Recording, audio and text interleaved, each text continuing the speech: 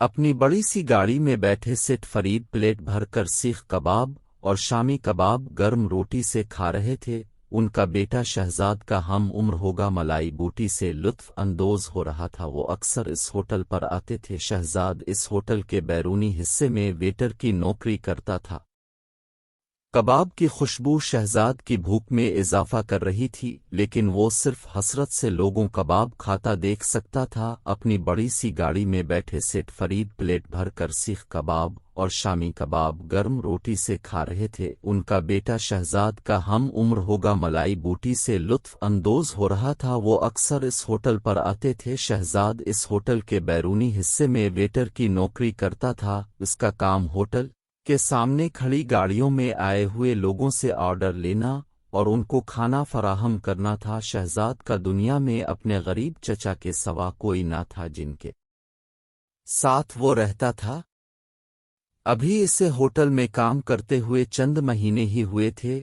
اسے معمولی کی تنخواہ ملتی تھی، جس سے جیسے تیسے گزارا ہو رہا تھا۔ جس ہوٹل میں وہ کام کرتا تھا وہاں کا کھانا بہت مہنگا تھا۔ شہزاد وہ کھانا خرید کر تو ہرگز نہیں کھا سکتا تھا، البتہ کبھی کبھی ہوٹل کے مالک خوش ہوتے تھے تو تمام نوکروں کو کھانا کھلا دیتے تھے، لیکن ایسا بھی مہینے میں ایک آدھ بار ہی ہوا کرتا تھا۔ شہزاد کی خواہش تھی کہ وہ بھی امیر ہو اور کھانا خرید کر کھائے، کوئی ویٹر اس کو بھی بڑے ادب سے کھانا پیش کرے، اس کا حکم مانے، لیکن اس کی یہ خواہش پوری ہوتی نظر نہیں آ رہی تھی۔ وہ احساس کمتری کا شکار ہوتا جا رہا تھا۔ سیٹ فرید کو حسرت سے دیکھ کر سوچ رہا تھا کہ یہ کتنے خوش نصیب ہیں اور میں کتنا بد نصیب ہوں۔ وہ ایسا سوچ کر اداس ہو جاتا تھا۔ اس کے چچا اکثر کہا کرتے تھے کہ اداس نہ ہوا کرو، دنیا میں ہر انسان کی زندگی مختلف ہوتی ہے، اللہ ہی بہتر جانتا ہے کہ اس نے کس مصلحت کی وجہ سے کس انسان کو کیسی زندگی عطا کی ہے، ہمیں ہر حال میں اللہ کا شکر ادا کرنا چاہیے۔ وہ پوچھتا، لیکن چاچا ہم ہی غریب کیوں ہیں؟ چچا سمجھاتے، بیٹا دنیا میں صرف ہم ہی نہیں لاکھوں لوگ غریب ہیں، امیر لوگوں کے اپنے مسائل ہوتے ہیں اور غریبوں کے اپنے۔ اللہ سب کو آزماتا ہے۔ دنیا میں کس کو ہمیشہ رہنا بھلا کامیاب وہ ہے جو اللہ کی رضا میں راضی رہے۔ شہزاد اکثر چچا سے بحث کرتا اور کبھی کبھی اسے چاچا کی باتوں سے سکون بھی مل جاتا، لیکن چند دنوں کے بعد وہ سب باتیں بھول کر پھر سے اداس ہو جاتا تھا۔ اس دن بھی شہزاد بہت اداسی سے لوگوں کو کھانا کھاتے دیکھ رہا تھا۔ بارش کا موسم تھا، لوگ تفریح کر رہے تھے اور ہجوم بھی بہت زیادہ تھا۔ سیٹ فرید کی گاڑی آ کر رکی، دل ہی دل میں ان کی قسمت پر رشک کر کے اداس ہونے لگا۔ بوجھل قدموں سے وہ سیٹ صاحب کی گاڑی کے پاس کھانے کا آرڈر لینے گیا۔ جی صاحب، کیا کھانا پسند کریں گے؟ شہزاد نے پوچھا۔ سیٹ صاحب کے چہرے پر اداس سی پھیل گئی۔ بیٹا آئس کریم لا دو۔ شہزاد حیران ہوا کیونکہ سیٹ فرید جب بھی آتے تھے کچھ نہ کچھ ضرور کھاتے تھے۔ آج ایسا پہلی بار ہوا تھا کہ وہ صرف آئس کریم کی فرمائش کر رہے تھے۔ اسی دوران ہوٹل کے مالک جو کہ سیٹ فرید کے دوست تھے وہ بھی وہاں پہنچ گئے اور کہا، فرید صاحب آج صرف آئس کریم سے پیٹ بھریں گے کیا؟ سیٹ فرید کی اداس میں مزید اضافہ ہو گیا اور گویا ہوئے، بس بہت کھا پی لیا، اب تو ہم صرف آئس کریم ہی کھا سکتے ہیں۔ وہ کیوں خیریت؟ قمر صاحب نے حیرت سے پوچھا۔ کیا بات قمر صاحب؟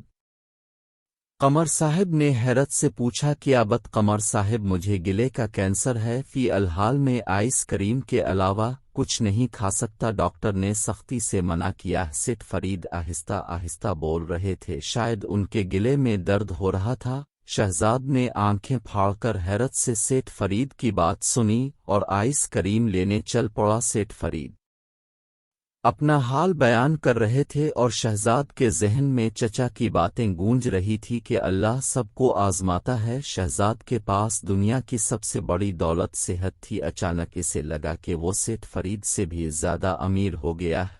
کباب کی خوشبو شہزاد کی بھوک میں اضافہ کر رہی تھی، لیکن وہ صرف حسرت سے لوگوں کباب کھاتا دیکھ سکتا تھا۔ اپنی بڑی سی گاڑی میں بیٹھے سیٹ فرید پلیٹ بھر کر سیخ کباب اور شامی کباب گرم روٹی سے کھا رہے تھے۔ ان کا بیٹا شہزاد کا ہم عمر ہوگا ملائی بوٹی سے لطف اندوز ہو رہا تھا۔ وہ اکثر اس ہوٹل پر آتے تھے۔ شہزاد اس ہوٹل کے बैरूनी हिस्से में वेटर की नौकरी करता था। उसका काम होटल के सामने खड़ी गाड़ियों में आए हुए लोगों से ऑर्डर लेना और उनको खाना फराहम करना था। शहजाद का दुनिया में अपने गरीब चचा के सिवा कोई न था जिनके साथ वो रहता था।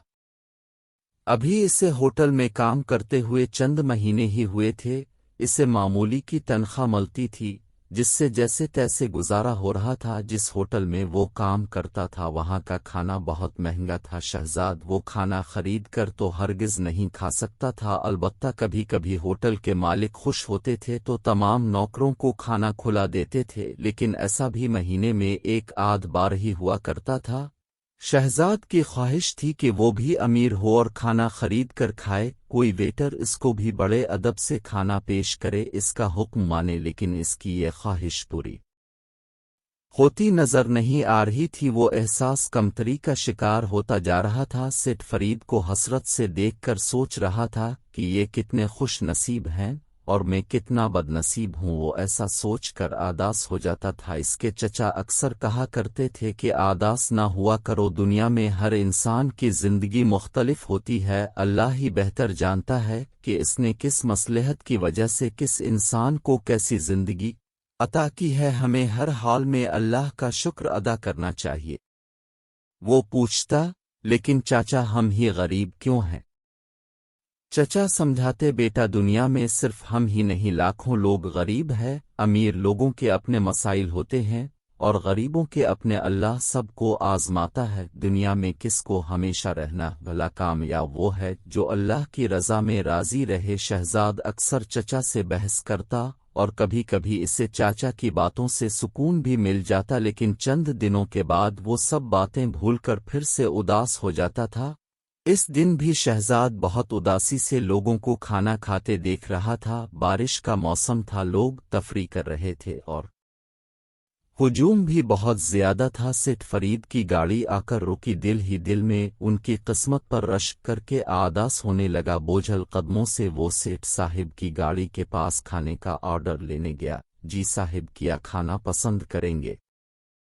शहजाद ने पूछा। सेठ साहिब के चेहरे पर आदास सी फैल गई। बेटा आइसक्रीम ला दो। शहजाद हैरान हुआ क्योंकि सेठ फरीद जब भी आते थे कुछ न कुछ जरूर खाते थे। आज ऐसा पहली बार हुआ था कि वो सिर्फ आइसक्रीम की फरमाइश कर रहे थे। इसी दौरान होटल के मालिक, जो कि सेठ फरीद के दोस्त थे, वो भी वहां पहुंच गए और कहा, फरीद साहिब आज सिर्फ आइसक्रीम से पेट भरेंगे क्या? सेठ फरीद की आदास में मजीद इजाफा हो गया और गोया हुए, बस बहुत खा पी लिया, अब तो हम सिर्फ आइसक्रीम ही खा सकते हैं। वो क्यों? खैरियत? कमर साहिब ने हैरत से पूछा। क्या बात कमर साहिब? कमर साहिब ने हैरत से पूछा। क्या बात कमर साहिब? मुझे गिले का कैंसर है, फी अलहाल में आइसक्रीम के अलावा कुछ नहीं खा सकता। डॉक्टर ने सख्ती से मना किया। सेठ फरीद आहिस्ता आहिस्ता बोल रहे थे, शायद उनके गिले में दर्द हो रहा था। शहजाद ने आंखें फाड़कर हैरत से सेठ फरीद की बात सुनी और आइसक्रीम लेने चल पड़ा। सेठ फरीद अपना हाल बयान कर रहे थे और शहजाद के ज़हन में चचा की बातें गूंज रही थी कि अल्लाह सबको आजमाता है। शहजाद के पास दुनिया की सबसे बड़ी दौलत सेहत थी। अचानक इसे लगा कि वो सेठ फरीद से भी ज़्यादा अमीर हो गया है।